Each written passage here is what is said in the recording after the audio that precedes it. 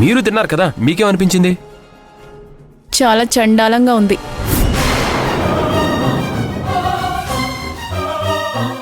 అవును మాధవా, నిజంగా వంటలన్నీ చాలా చెత్తగా ఉన్నాయి. కానీ నీకెలా నచ్చాయో నాకు అర్థం కావడం లేదు. ఓహో, అర్థమైంది. మీ ఆవిడ నీకోసం మళ్ళీ స్పెషల్గా చేసినట్టుంది. స్పెషల్గా ఏమీ చేయలేదు అలేఖ్య. మీ అందరికీ వడ్డించింది కాస్త వేడి చేసి ఆయనకి పెట్టాను. మీకు నచ్చని ఆ వంటలే ఇప్పుడు ఆయనకి నచ్చాయి. అయితే మేమే అబద్ధం చెప్పినట్టు అంటావు. తననింది ఆ ఉద్దేశంతో కాదనుకుంటా వదినా.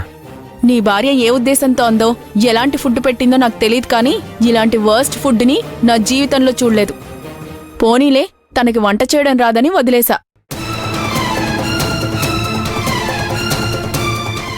ఈ సమయంలో వచ్చానని తప్పుగా అనుకోకు. భూమితో చిన్న పనుండి వచ్చాను.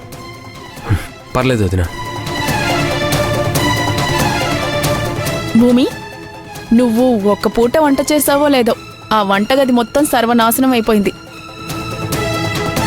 అంతా చెత్త చెత్తగా ఉంది. చూస్తుంటేనే ఆ గదిలోకి అసలు అడుగు పెట్టాలనిపించట్లేదు. వెంటనే వెళ్ళి ఊడ్చి శుభ్రం చేసే.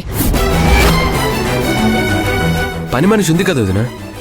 ఇంట్లో ఇంతమంది ఆడవాళ్ళం ఉన్నాం కదా అని పని మనిషిని మానిపించాను మాధవా.